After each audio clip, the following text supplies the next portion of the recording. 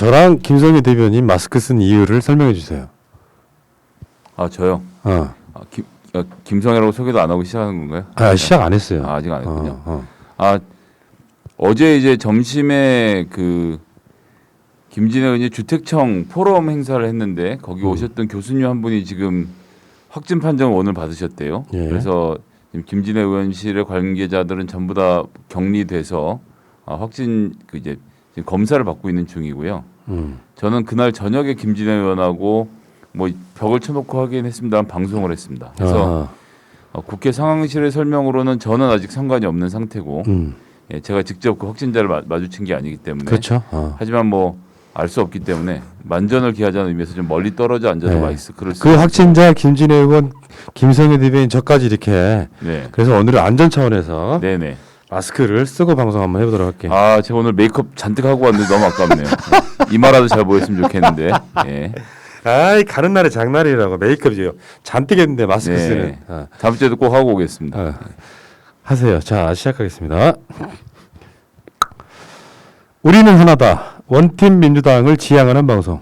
매운맛 민주당 리포트 2회 방송 시작하겠습니다. 제 옆에는 차가운 이성, 넘치는 유머, 정확한 분석, 오른소리 TV 유튜버 김성애 열린민주당 대변인 나오셨습니다. 네, 안녕하세요. 김성애입니다. 예. 이제 거부 안 하시네요. 차가운 이성, 넘치는 유머, 정확한 분석. 뭐 부끄럽긴 하지만 예, 그렇게 하는 게 유튜브 구독자를 늘리는 데 도움이 되지 않을까 싶어서 견디기로 했습니다. 자, 오른소리 TV 유튜버. 이걸 줄여가지고 올소라고 표현을 쓰시더라고요. 예, 뭐 옳은 소리에서 뭐 잠깐 사정 설명드리면 김성회라고 지식백과 유튜브 하시는 분이 있는데 거기 구독자 50만이에요. 그래서 유튜브에선 김성회 검색하면 아무것도 안 나옵니다. 아무것도 안 나. 그래서 궁여지책으로 당시 황교안 대표가 그 운영하는 채널이 오른쪽 오른소리였거든요. 예. 너는 오른쪽 오른소리를 하지만 나는 옳은소리를 하겠다고 해서 이제 옳은소리로 이름을 지었어요. 그건 이제 우리 헬마우스를 하고 있는 하시피가 지어준 이름이거든요. 그래서 그런 이름으로 해서 그 이름을 지금 이제 띄워서 가고 있습니다. 어쨌건 여러분 오른소리 TV 구독 지금 얼마나 됩니까? 지금 89,000. 예, 새날 나오고 나서 많이 늘었습니다. 예. 곧 10만 가겠네요. 저도 그랬으면 좋겠습니다. 근데 10만에 이렇게 목을 매요? 실버 버튼 받고 싶어서. 받으셨어요 여기? 어디 걸어놓으셨어요? 좀 그냥 버렸어요 우리는. 아 진짜? 그 10만짜 그거가 지금 막 뭐 그 실버 버튼 그까이 거면 좀 버려 어디인가 버려져 있을 거예요. 저는 혼자 하잖아요. 예. 그렇습니까? 예. 저는 고달프게 혼자 하는 사람이라 10만 꼭 해보고 싶습니다. 그런 꿈 정도 가져도 되는 거 아닙니까? 그런 꿈 정도는 가져도 되는 거 아닙니까? 그러니까요. 예.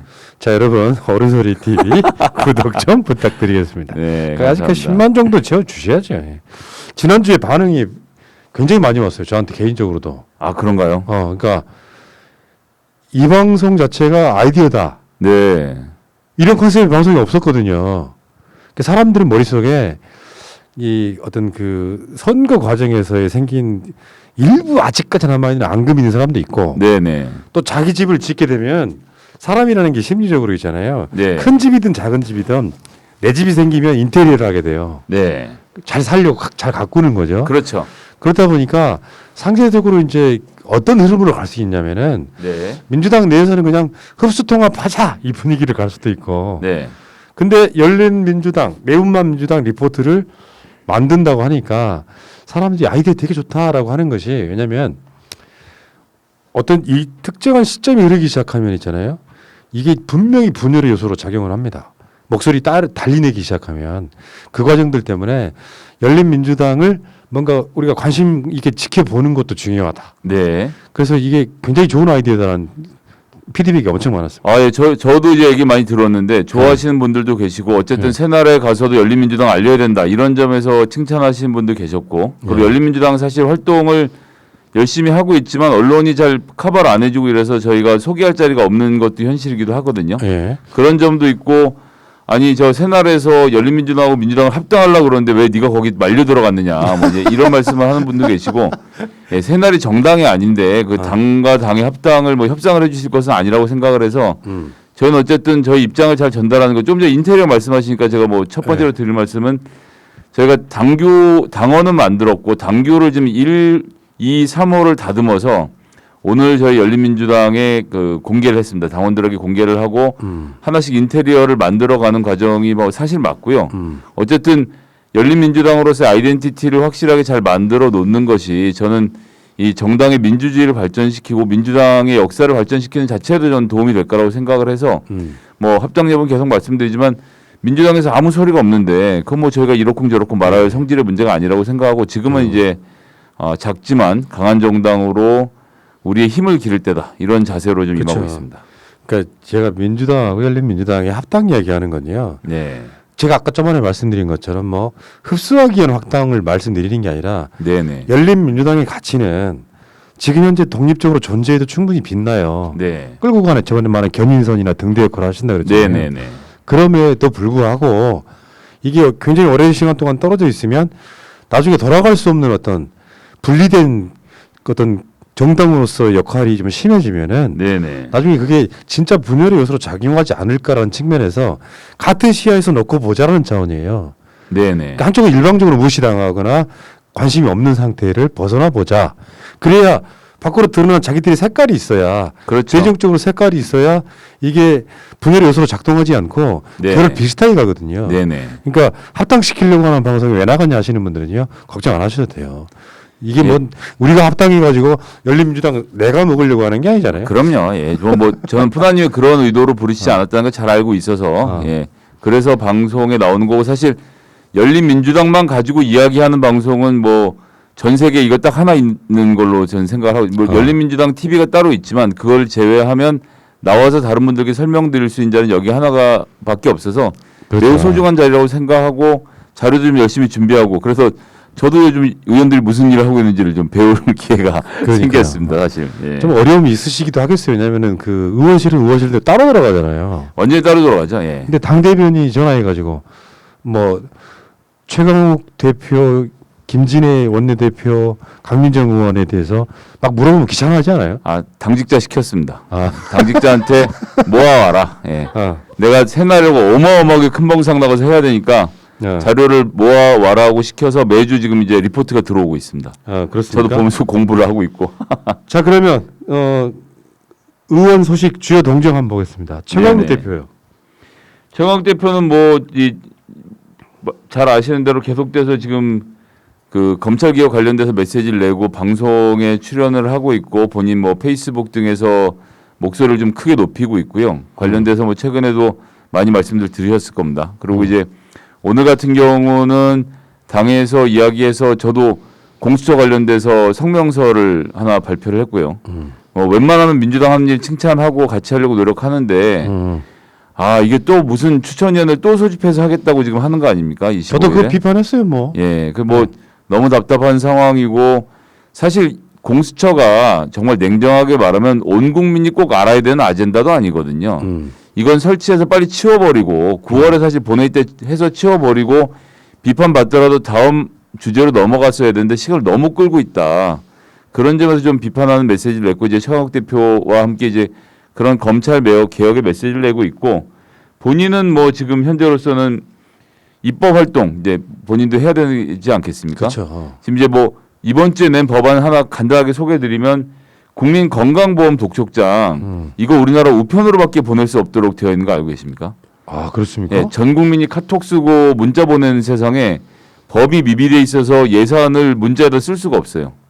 그러니까 우편물 보내는데 우편물 막 반송돼서 돌아오고 비용만 지금 더 낭비가 되고 있는 사정이라 문자로 보낼 수 있도록 법안을 개정하는 이게 작지만 굉장히 좀 필요한 요즘 사실 문자들은 다 보시잖아요. 물론 우편물을 보시는 분들도 있지만 어느 쪽이든 그건 이제 판단해서 할 수 있도록 우리가 도와줘야 되는데 국민건강보험공단에서 법 규정의 미비로 할 수 없었던 것을 고치는 법안을 냈다. 뭐 이제 훌륭하네요. 예. 이를테면은 이따가 방송 나오시는 최민희 의원님이 원입당법 만드는 거랑 같은 맥락일 거라고 봅니다. 그렇죠. 예, 네. 예. 자 최강욱 대표 동정 다 끝났습니까? 예, 뭐 최강욱 대표는 이번 주는 그렇게 활동하셨고 이제 사실 지금 관심은 예, 추미애 장관에게도 쏠려 있지 않겠습니까? 예. 예. 곧 뉴스가 나올 것 같은데. 알겠습니다. 예. 그다음에 김진애 원내대표 동정. 예, 김진애 원내대표는 코로나 접촉 확진자와 이제 접촉했다. 그 이거. 얘기가 나오는 건데 이제 도시공간 정책 포럼이라는 것을 만드셔서 예. 본인이 우원식 대표를 초청하셔서 공동 대표를 맡았고요. 예. 여기서 이번에 주택청 신설 방안에 관련된 토론을 어제 열었어요. 이게 예. 이제 문제가 됐던 건데 여기에 이제 나오신 교수님 한 분이 확진 상태가 된 건데 지금 우리나라에 주택청이 없습니다. 이건 이제 이낙연 대표께서 말씀하시는 주택도시개발부 하고도 뭐 크게 다르지 않은 거고 이제 이건 부서에서 하겠다는 거고 이게 이제 청으로 하나의 독립적으로 존재를 하면서 우리나라 주거 문제와 주택 문제에 대해서 전반적으로 살펴보고 연구할 수 있는 단위가 있어야 된다. 우리나라는 사실 이 주거 문제가 항상 큰 문제고 계속 이야기가 나오고 있는 문제잖아요. 그런데 네. 국토교통부에다 이걸 맡기는 건 사실 말이 안 되는 게 국토교통부는 자기들이 건설하고 개발하는 사람들이거든요.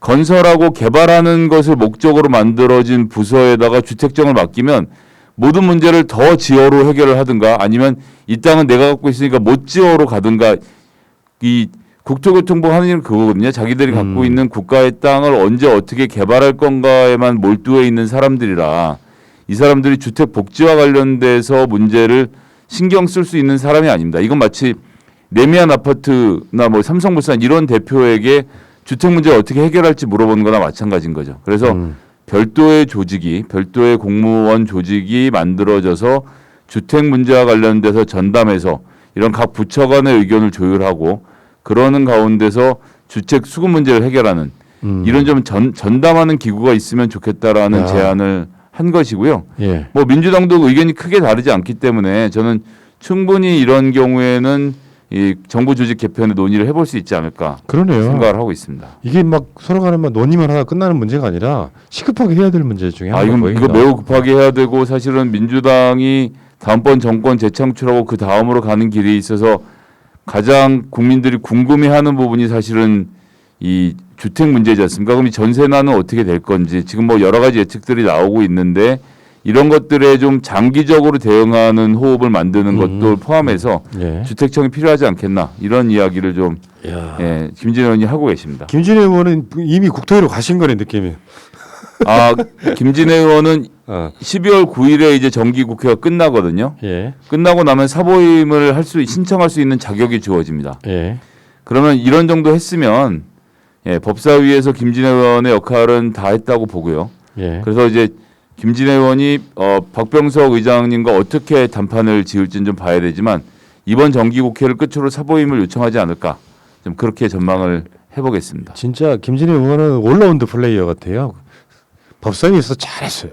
그 굉장히 새로운 시각을 네. 동원을 했죠. 네. 뭐 예를 들면 대표적인 게 전체 회의에 대검의 수장인 검찰총장은 안 나오거든요. 예. 자기가 되게 높은 사람이라고 생각을 하는 거예요. 1년에 한 번 국정감사 때만 나오는 거였는데 이게 김진애 의원이 아니 이 사람도 외청 청장인데 예를 들면 기상청장 나오거든요. 뭐 그런 종류의 청장들은 다 나오는데 경찰청장도 나오고 예를 들어서 검찰총장만 여태 안 나오고 있었던 게 이상하다라고 물으니까 법사위에 있는 사람들이 한 그렇죠. 5초 정도 딱 정적이 흐르면서 윤호중 위원장께서 그러네요. 그러네. 예. 그래서 지금 이제 뭐 지난번에도 말씀드렸지만 내년 초에는 한번 붙을 기회가 있으면 좋겠는데 그럴 때까지 추미애 장관이 안 기다릴 것 같은 상태네요. 예. 네. 자, 이렇게 주택청 이야기 나와서요. 농담이지만 주택청을 하나 만들고 거기다가 총장이라는 이름 붙여주고요. 검찰청은 그냥 청장으로 합시다. 그래서 주택청에 총장이 하나 생기는. 나 진짜 이게 더 급하지 사실. 다음에 강민정 의원이요. 예, 강민정 의원은 그거 아세요? 초중고등학생들은 투표권이 없잖아요. 예. 그런데 대통령 후보가 나오면 대통령 후보에 대해서 토론을 하고 모의 투표를 해보는 일을 원래 할 수 있어야 하는 게 이게 민주주의 교육이니까 지금 현재 나와 있는 후보들을 놓고 후보의 장단점에 대해서 서로 토론하고 직접 모의 투표도 해보고 이런 과정이 되게 중요하다고 생각하는데 저번에 선관위에서 못하게 했지 않았어요? 이게 사전선거운동으로 제지를 당했습니다. 예. 말도 안 되는 얘기죠. 초중고등학생들이 민주주의를 가르치고 지금 뭐 외국 같은 경우는 15살짜리 애들이 앉아서 노사간의 단체교 수업을 공부를 해요, 학교에서. 예. 근데 우리나라는 정말 필요한 민주주의 교육을 안 하고 있는데 선관위가 제지를 건 이 활동. 그러니까 이게 뭐냐 하면 그래서 누가 이겼다고 발표를 하면 이게 사전 여론조사 공표로 해서 선관위가 처벌을 하겠다고 하는 거예요. 예. 학생들의 그냥 이 민주주의 훈련일 뿐인데 그래서 이 부분을 처벌해서 제외하는 법안을 지금 발의를 했고요. 예. 관련돼서 정치적인 자유, 정치의 자유, 그러니까 지금 사실 정치라고 할 수 없고 민주주의 교육을 하는 것이 범법 활동이 되지 않도록 예. 바꾸는 내용의 법안을 하나 발의를 했고요. 음. 동시에 또 지금 교사들은 정치 후원금을 못 냅니다. 그렇죠. 예. 선관위에다가 어느 정당에 상관없이 알아서 내주세요라고 기탁하는 건 가능해요. 그게 무슨 말도 안 되는 얘기입니까? 아니, 그러니까요. 예를 들어서 교사가 수업 시간에 어떤 후보를 찍으라고 말하면 요즘 애들이 다 동영상 찍어서 신고하거든요. 근데 교문 밖을 나가서 일반인이 된 상태에서도 그 모든 활동들을 감시당하고 있어야 되고 공무원의 그 지위를 그냥 계속해서 선거 때도 똑같이 방식이 그렇게 되는 거잖아요. 그렇습니다. 심지어는 교사 같은 경우는 정치적 포스팅에 좋아요를 눌렀다는 이유로 벌금을 문 사례도 있어요. 그럴 정도로 굉장히 지금 억압이 심한 구조인데 이 개인에 대해서는 정치적 자유를 보장하고 후원금을 낼 수 있도록 법을 내놔왔고 지금 이 법은 지금 뭐 여러 의원들이 내놔서 병합 심사가 될 텐데요. 예. 이번에 좀 교원들의 정치적 자유를 회복하는 일. 민영배 의원 같은 경우는 전면적인 자유를 허용해야 된다라고 지금 법안을 내놓아서 이런 것들이 좀 논의가 될 계획으로 알려져 있습니다. 좋습니다. 예, 열심히 일하시는데 이게 언론에 안 나와요. 잘 안 나와요. 그러게요. 어. 예. 그래서 이런 코너를 만들었고요. 네네. 근데 지금 열린민주당에 원래 예상됐던 그 김성애 포함해가지고 네. 한 10여 명 당선될 걸로 봤을 때 나머지 그러게요. 분들은 지금 뭐 하시는지 궁금하더라고요. 일단 안원구 후보는 당의 사무총장이 돼서 당 살림을 전반적으로 관리하면서 당을 이끌고 있습니다. 4번이 누구셨어요? 4번은 김의겸 후보. 아, 그렇지. 예. 이제 생각났다. 예.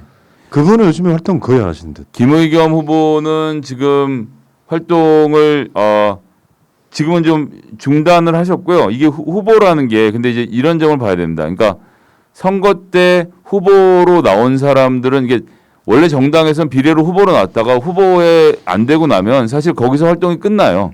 그러고 나서 그 중에서 내가 이 당과 함께 정치적 활동을 더 하겠다라고 생각하시는 분들은 당에 들어와서 여러 가지 역할을 맡거나 직함을 맡아서 활동을 하시고 또 나는 좀 잠깐 빠져 있겠다 하는 분들은 빠져 있는 상태가 되는 건데 예를 들어서 6번을 받았던 주진영 후보 같은 경우는 당의 최고위원이 되고 난 다음에 정책위 의장을 맡아서 지금 당의 정책을 생산하는 일들을 맡아서 하고 있는데 뭐 주로는 유튜브를 통해서 여러 전문가들의 의견을 듣는 것도 하고 있지만 저희가 지난번에 소개해 드렸던 대로 당원 의식 설문조사라는 거를 정당 사상 처음으로 저희가 했거든요. 그리고 그 결과를 가감없이 투명하게 당원들과 일반인들의 공개를 했는데 열린민주당이 만들어지긴 했는데 그래서 당원이 10,000명이나 있는데 무슨 생각을 하고 있느냐를 사실 우리로서는 알 도리가 없거든요. 근데 이제 보통 인터넷이나 유튜브나 여기 이제 열심히 댓글을 달아주시는 분들, 카페에 와서 글을 남겨주시는 분들은 사실 숫자는 굉장히 적어요. 이분들이 과대대표되는 문제가 저희는 있다고 항상 생각을 했거든요. 민주당도 마찬가지죠. 예. 그래서 냉정하게 이분들이 어떻게 생각하시는지를 알아야겠다라고 생각을 했고 훌륭하다. 그래서 10,000명에게 저희가 굉장히 공을 들여서 설문을 저희가 직접 한 게 아니라 그 한국리서치의 정한울 박사 이 선거 정치 여론조사와 관련돼서 우리나라 최고 전문가인데 이분에게 의뢰를 해서 설문 문항을 짜서 무려 20분 동안 대답을 해야 결론이 나오는 웹 반응 방식의 설문조사를 만들어서 10,000명에게 문자 형태로 전송을 했고 예. 무려 7,000분이 여기에 대해서 답을 주셨습니다. 그 내용을 바탕으로 해서 열린민주당이 무슨 생각을 하고 있는지를 쭉 확인해 볼 수 있었고 뭐 확인하는 과정에서 저희도 좀 충격을 많이 받은 부분도 있고 이런 부분 우리랑 좀 비슷하구나 생각하는 부분도 있었고 그중에 뭐 제가 지난번에 말씀드렸던 것 중에 하나는 열린민주당이 이번 재보궐선거에 독자 후보를 내야 된다. 이렇게 생각하시는 분들이 70%. 예. 그런데 또 재밌는 것은 그 다음 문항에 그러면 후보 단일화는 어떻게 생각하느냐 라는 질문에 대해서는 또 80%가 민주당과 후보 단일화를 해야 된다. 이런 이제 의견을 주신 거예요. 그러니까 정치를 아시는 분들이네. 예. 나가서 정당으로서 목소리를 높여야 되고 우리가 민주당의 후보를 압도해서 이길 수 있도록 만들어서 후보 단일화를 해서 가져오든 아니면 예를 들어서 이렇게 되든 저렇게 되든 그 국민의힘에게 의석을 내주는 일은 해서 안 된다라는 어떤 그런 정서들이 아마 모인 거겠죠. 저희가 분석해 본다면.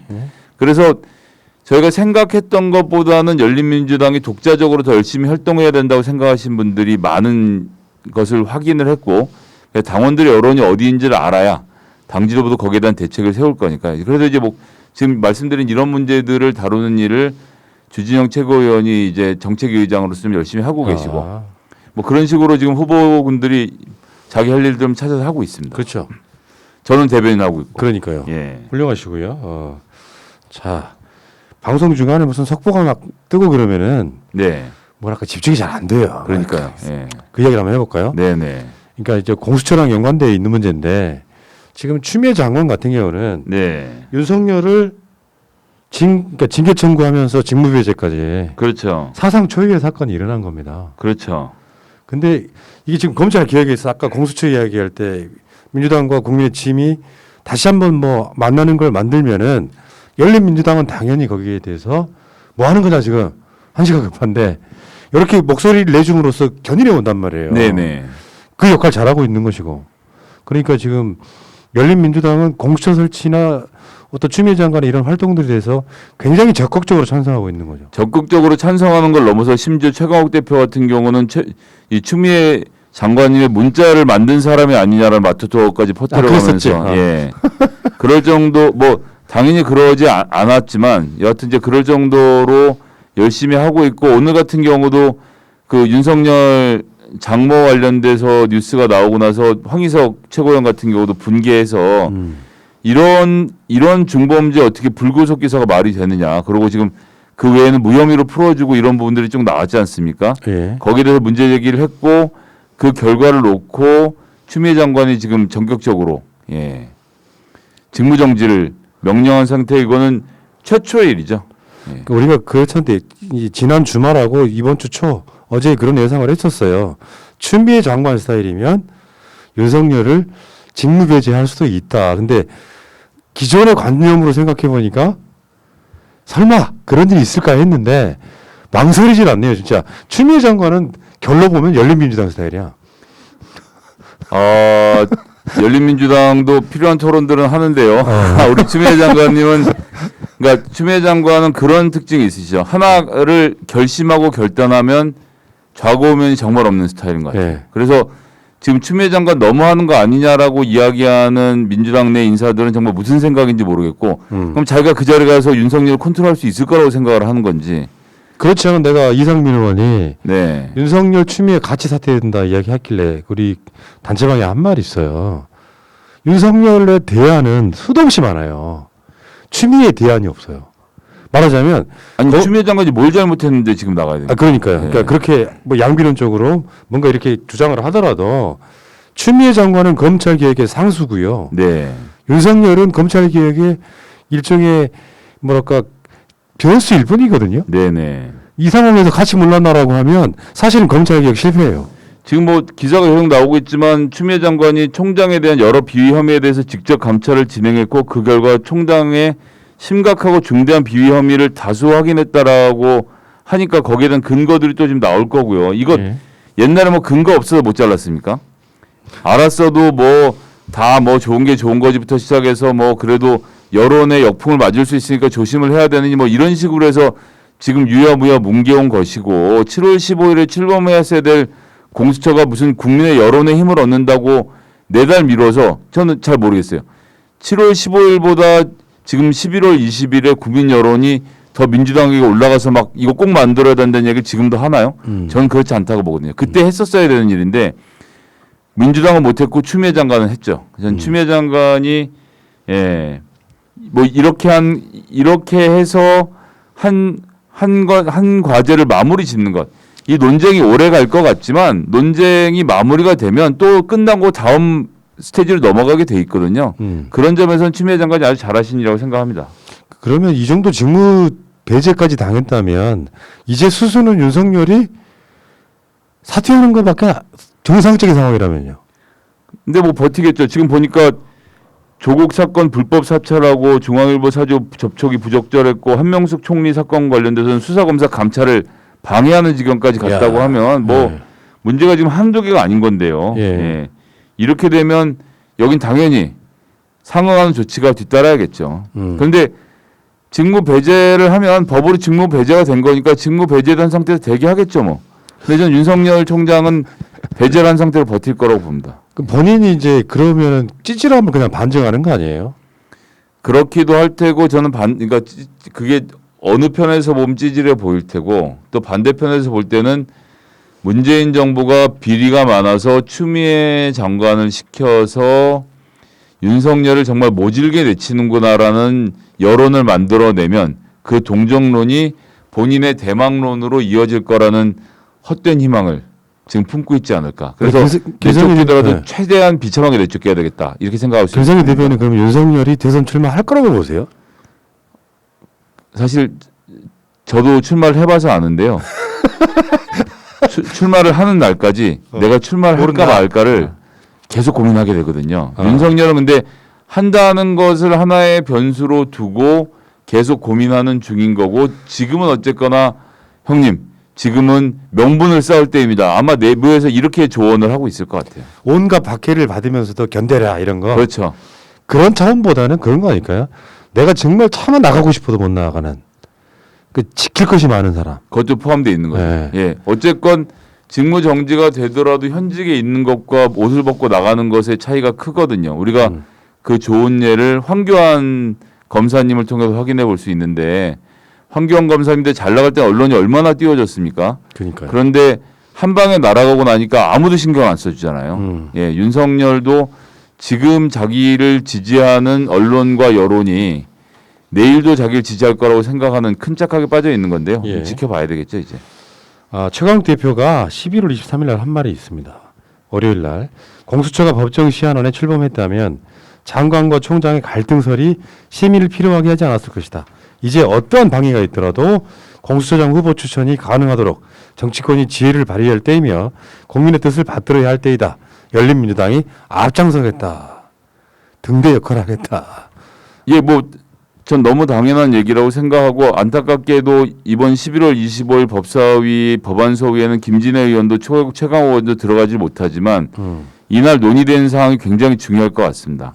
그냥 김용민 의원 안중에서 제적위원회 3분의 2만 바꿔서 대충 하고 넘어갈지 그나마도 이날 잔뜩 저런 국민의힘이 공수처장 후보를 뽑아버려서 법안 처리를 아예 무산시킬지 좀 걱정인데 공수처장 후보는 이번에만 뽑고 마는 게 아니거든요. 제도를 정비해야 됩니다. 이번에 정비해야 되고 그래서 3분의 2 바꾸는 건 기본이고 그거 외에도 김용민 의원 안중에서 매우 의미가 깊은 안들이 많아요. 잘 아시겠지만 변호사 경력을 10년에서 5년으로 줄여서 청년 그룹이 검사나 수사관으로 와서 활동할 수 있도록 만드는 것 그리고 검사와 수사관의 숫자를 지금 너무 적거든요. 예. 형편없이 적은데 이 숫자를 늘리는 일도 그렇고 기소의 범위를 현재에서 더 확대해서 공무원들에 대한 기소권을 공수처가 가질 수 있도록 만드는 것 중에 제가 뭐 냉정하게 말씀드리면 기소권을 확대하는 문제는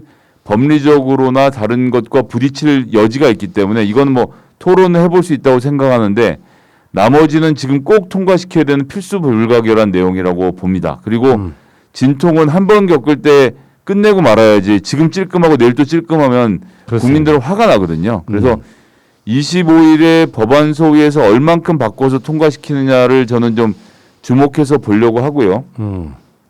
여기에 또 그 법안소위에 최강욱 의원이 직접 들어가지 못하지만 최강욱 의원이 조직한 처음처럼 열심히 하자는 처럼회가 있습니다. 처럼회. 예, 거기 이제 소속원이 처음처럼 갑자기 얘기하니까 그 생각이 나는데 최강욱 대표가 주량이 맥주 반 컵이에요. 진짜요? 예. 술 엄청 잘 마시게 그렇게 생겨서 술자리 가서도 엄청 시끄럽고 엄청 재밌고 막 이렇게 말씀이 많으신데 맥주 반 잔을 먹는데 위화감이 전혀 없습니다. 진짜요? 한 10병 먹은 사람처럼 항상 얘기를 하거든요. 그런 캐릭터였어요? 예. 그래서 술도 안 먹고 그러니까 퇴근하면 9시부터 12시까지 항상 책을 읽으세요. 인생 뭐 그렇게 살아요 재미없게. 그럼 뭐 그런 거죠. 뭐 어쩔 수 없지 않습니까? 술을 안 마셔서 기억력이 정말 좋은 거구나. 그 원래 좋은 기억력을 아. 그대로 유지하고 있는 비결 중에 하나겠죠. 네, 알겠습니다. 여튼 이제 그렇게 해서 네. 그 철험회를 만들어서 그 철험회 멤버들이 지금 법석에 들어와 있기 때문에 함께 이번 법안 소위에서 좀 유의미한 결론을 도출하길 좀 기대해 보겠습니다. 알겠습니다. 어쨌든 지금 열린민주당은 뭘 그렇게 고민하냐. 지금도 늦었다. 빨리 출범시키자 이런 입장인 거예요. 이걸 그러니까 다시 말씀드리지만 국민들의 일상과는 전혀 상관이 없는 권력기관 개혁을 위한 도구이거든요. 예. 이 수사처가 통과를 한다고 해서 우리가 어디를 잡혀가는 것도 아니고 내 세금이 줄어드는 것도 아니에요. 내 살림살이가 좋아지는 것도 아니고 그러니까 이런 법은 상대방이 반대를 하더라도 빨리 통과를 시키고 오히려 민생 입법, 예산 관련돼서 또 주택 관련돼서 우리가 국민들에게 해줄 수 있는 민생 입법을 통해서 국민들의 마음을 어루만져야지 공수처 하나에만 매달려 있으면 그리고 지지자들 입장에서도 저도 그렇지만 너무 지쳐요. 아니 무슨 공방이나 오고 가면 내가 이게 A라는 의견이 있고 B라는 의견이 있어서 그 사이에서 조율하는 과정 같으면 견디겠는데 저쪽은 존재 자체를 인정 안 하려는 사람들을 대상으로 지금까지 기다렸으면 훌륭하게 기다린 거 아닙니까? 그런데 지금 마지막 고비에 와 있기 때문에 전 민주당이 25일에 법안 소위를 통해서 법을 고쳐서 공수처를 출범시킬 걸로 굳게 믿고 있지만 만에 하나 또 25일에 후보자 추천위원회 열어서 그 결과 보고 하자고 법안 소위를 또 산회하고 하루를 기다리면 26일은 할까? 저는 전 그런 점이 불안하다는 거고 이럴 때는 그냥 그러니까 뉴스가 매일 사람이 국민들이 공수처 뉴스 매일 보는 걸 좋아할까요?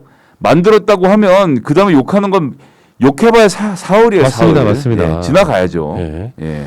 자, 욕 먹는 걸 두려워하지 마라. 역사의 명분은 우리한테 있다. 뭐 이런 이야기. 욕을 먹을 일도 아니고요. 그럼요. 예. 자, 가덕도 공항에 대한 열린민주당 입장을 좀 짧게 한번 들어볼까요? 예, 가덕도 신공항은 이 물류 중심의 기지가 될 것이고 동북아 지역의 물류의 허브가 될 겁니다. 그래서 반드시 만들어야 한다라고 생각을 하고요. 특히나 예전에 우리가 토목을 바라보던 시선들은 이제 좀 바꿀 필요가 있다. 특히나 지금 코로나19로 경기가 굉장히 어려운 시절 부산은 인구가 줄어들고 있습니다. 이런 상황에서 부울경 지역의 경기에 새로운 바람을 불러일으킬 가덕도 신공항 꼭 추진해야 된다. 이렇게 생각합니다. 알겠습니다. 자, 월요일 날 나온 여론조사가 하나 있어요. 왜냐하면 우리 이제 여기서는 민주당을 안 보고 열린민주당만 네. 보게 되는 그게 있는데 열린민주당이 지금 5.9%가 나옵니다. 이게 네. 앞에 전주하고 이번 주, 그러니까 회색은 전주고 이 원색깔은 이번 네네. 주인데요.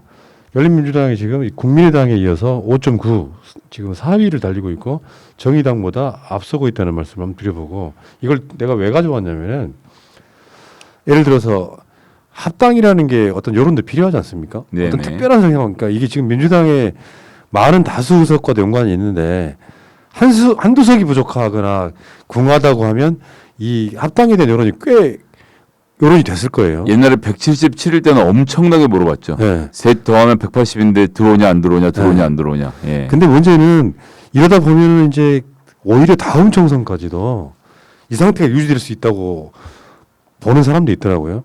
그렇게 되면은 열린민주당이 정의당의 포지션을 가져오는 역할을 할 수밖에 없을 것이다 이렇게. 그래서 지금 제가 지지율을 보여드린 거예요. 아니 뭐 포지션을 어떻게 잡고에 상관없이 그렇게 되고 있다라고 생각을 하고요. 저희가 지난번에 조금 전에 말씀드린 당원의식 설문조사 결과에서 저희가 보면 정의당이 중도라고 생각하는 당원들이 많습니다. 그러니까 열린민주당 입장에선 정의당이 제대로 진보정당의 역할을 못하고 있다라고 생각하는 거예요. 그건 정의당이 잘하고 못하고의 문제가 아니라 열린민주당의 당원들은 정의당이 흐지부지하게 하고 있다고 생각하는 거예요.